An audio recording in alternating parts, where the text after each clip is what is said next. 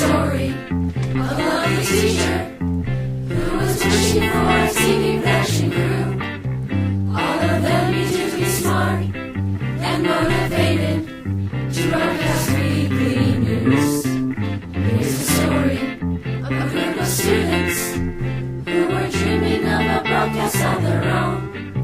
There were 10 students sitting in their classrooms, and they were all alone. So the one day when the teacher met these students, and they knew together they'd become a crew, that this crew would somehow form a family, and that's the way we became Cougar News. Cougar News. Cougar News. That's the way we became Cougar News. Good morning, Affton High School. Today is March 6th, 2013. I'm Nathan Sontag. And I'm Lena Fountain. We have a lot to get to, so let's get started. Several of our students received 1 or 2 superior or excellent ratings, but the following students went to districts. For choir, Emily Sharp, Luke Enman, Sam Million, Chris Allen, Kyle Liberta, Justin Rose, and Logan Willis. And for band, it was Quentin Lay and Sam Million. In other news, we head over to Corey to see who the Teacher of the Week is. This week's Teacher of the Week is Miss Miller. Miss Miller has been teaching for 8 years, 3 at Affton, but that's not all she's done. This is like my 3rd major career. We had a travel agency, and I've done an advertising agency, and all kinds of fun things. Miss Miller teaches honors geometry, honors pre-calc, and practical math. I didn't have a degree until I went back about 10 years ago and got my math degree. What made you want to become a teacher? Initially, it was because of my kids. Twofold. I wanted to be on the same schedule that they were, and I also would volunteer a lot at their school and found that I really, really liked it. What are your teaching methods? Humor. Make them laugh, make them enjoy it. We try to talk. I don't do the raising hand thing. We just kind of have a discussion about whatever. It's fun, and there's a lot going on. After speaking with Miss Miller, I decided to speak with some of her students.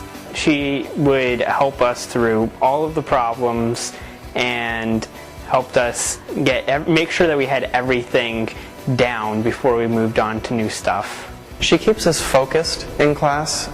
She always has a new lesson for us every single day, ready to go, and whenever we start to get bored or tired of what's going on, she'll bring back our attention with something silly, or she just brings a lot of humor into the classroom. Do you have any advice for students? Study. Oh my God. Do your homework. It makes the tests and things so much easier if you just do the work. For Cougar News, Corey Patterson. Congrats again to Mrs. Miller. Hey, do you know what's coming up? World Water Day? Yeah, it's on March 28th. It raises awareness for countries that don't have clean water. Take it away, Mia. International Water Day is held on March 22nd. World Water Day is meant to focus attention on the importance of fresh water and advocating for sustainable management of freshwater resources. An international day to celebrate fresh water was originally suggested at the 1992 United Nations Conference on Environment and Development. The United Nations General Assembly named March 22, 1993 as the first World Water Day. According to the UN Water website, in December 2010, following a proposal by Tajikistan and a submission by a group of countries, the United Nations General Assembly declared 2013 the United Nations International Year of Water Cooperation. This year, the topic for World Water Day is cooperation, so cooperation between countries on sharing water. And water seems pretty basic to us, but 783 million people do not have access to clean water. And a lot of times the rivers or the underground water systems will go between countries. It's really important to share water between countries. Rivers cross international boundaries, underground aquifers cross international boundaries, and different cultures, different political climates will have different uses for water. In Paris, France, a launch ceremony of the International Year of Water was held at the United Nations Conference on Environment and Development headquarters. The slogan was created by Mega Kamara, and it is, water, water everywhere, only if we share. Nature knows no political boundaries. All nature knows is that we all need to share resources, which is very precious. So rather than working politically, administratively, we should work more together so that nature and resources can be conserved and used more efficiently and judiciously. You can participate in World Water Day by visiting www.unwater.org and sharing your knowledge about World Water Day with those around you. You can also download the official brochure at the website too. For Cougar News, this is Amila Hasera. Now it's time for a commercial break. Sounds good to me.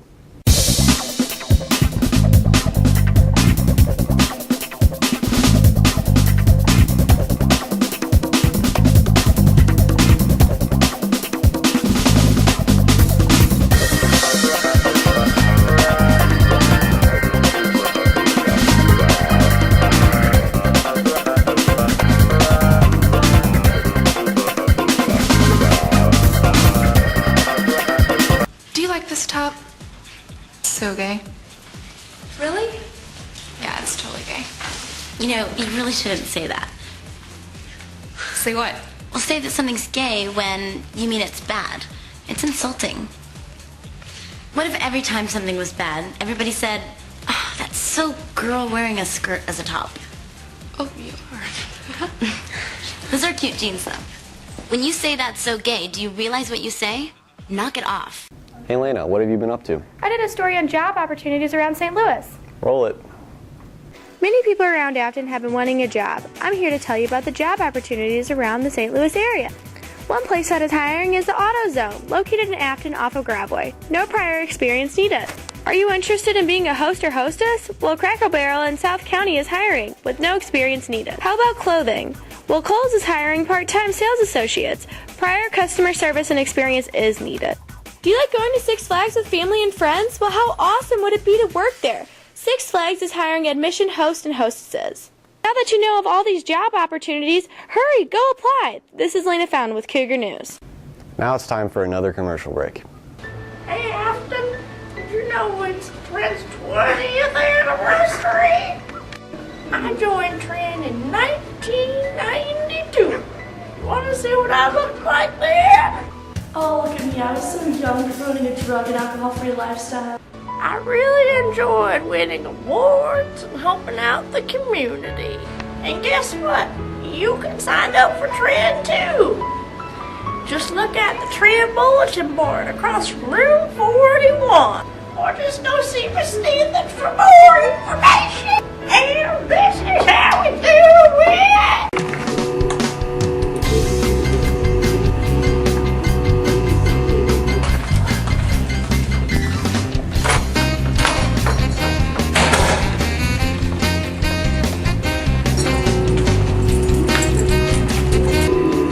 Ready to join Key Club?